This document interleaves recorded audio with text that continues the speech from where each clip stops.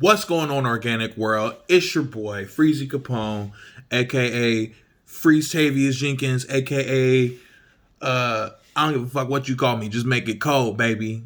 I'm here to talk to y'all today. First and foremost, let me say thank you for everybody that's come and supported, everybody that's come and shown love thus far. I apologize for my lack of production. Not that y'all really care because y'all are here. I appreciate you still. But, there has been a lot of different little transitions that I've been working on outside of this. So look for more and better, I suppose, as you can see. Well, no, you can't necessarily see it. I'm not going to show you because it's not finished yet. But we've got a more reasonable location to record. We're going to do something about the background. I don't know just yet. But we are growing. We do have a desk now. Exciting, right? Anyway, the thing I wanted to come and talk to you guys today about is feeling, right? Feeling, what it means, feeling, what I'm talking about when I say feeling.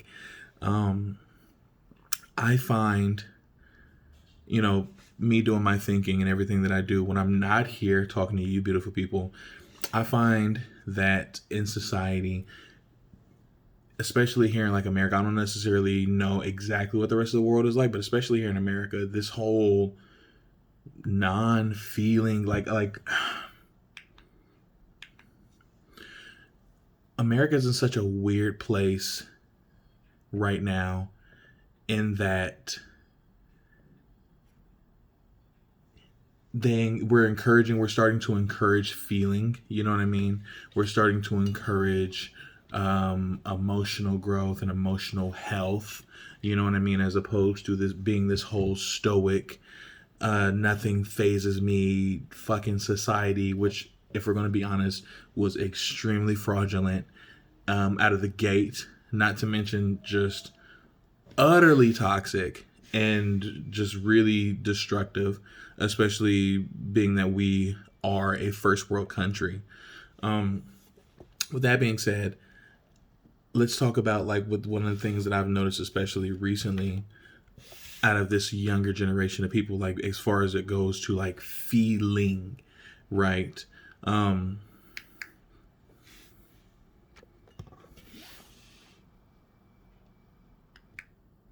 to turn y'all away real quick. Little light transition. Anyway, one of the things that this generation is doing really well compared to previous generations is being open and just really expressive with their feeling, you know what I mean? Not necessarily being so confined and bound by these whole traditional ways of thinking. And a lot of people will sit and say things like, oh, well, this generation is soft, this generation, this is the crybaby generation, this is the safe space generation, whatever, all these other things that people say that are just toxic. Realistically, they're just bad to say about anybody that's able to fucking express their feelings. But these are the things that people say, and it's we sit and we talk about this generation or this new generation of kids or whatever we talk about this new generation of kids for them being cushioned or whatever the case may be. But in all actuality, we weren't cushioned enough and previous generations weren't cushioned enough, and realistically, this generation of young people coming up now is, while it's a little uncomfortable from time to time, they're trending in the right direction. These people aren't afraid to stand up to bullies and be as a society, you know what I mean? Growing up, there was the occasional bully, the individual who bullied, who picked on bullies or who would say something to bullies to be hey, you need to chill the fuck out. But now we've got an entire generation of adults who are no, you're not going to do that shit here. Who are you to take out whatever it is that you've got going on this innocent person who's got nothing to do with your problems. You need to go literally, this is the generation of you need to go figure your shit out and then come back. But go figure you out first. And that in itself is such a powerful fucking thing, and it's so exciting to see from them. Um, you have it now where men, or these younger men, these young teenage boys, young men, are growing up and they're able to say without this feeling of, not necessarily remorse, but this feeling of, I don't even know what to call it, but these kids are so, these men and these women that are growing up now are so much more expressive, and they're so much more free to be themselves, and that shit is amazing. Regardless of how you look at it, it's an amazing thing. That being said, this is also, and like a lot of it really stems from them being, this generation being exposed to technology as soon as they were.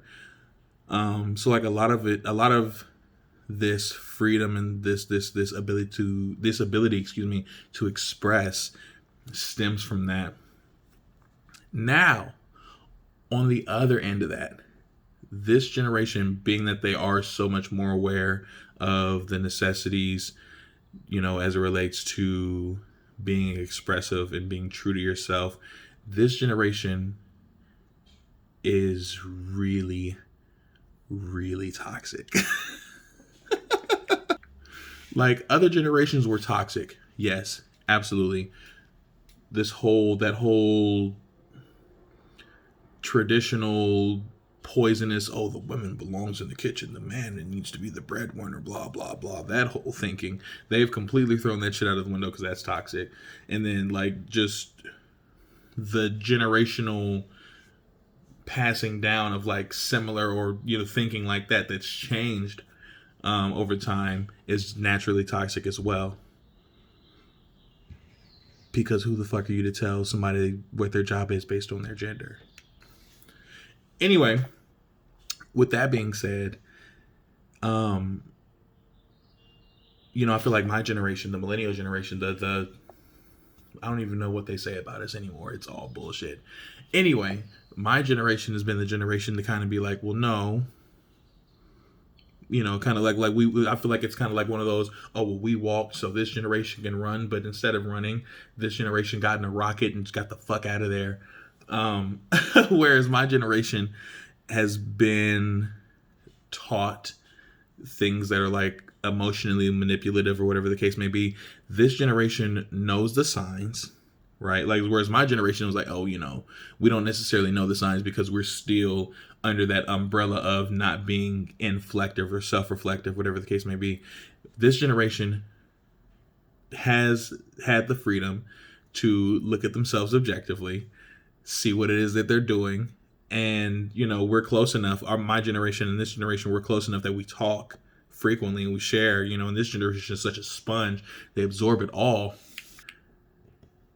This generation knows the signs, has the game, has all the technology and all the everything that previous generations did not, or it was not as readily available.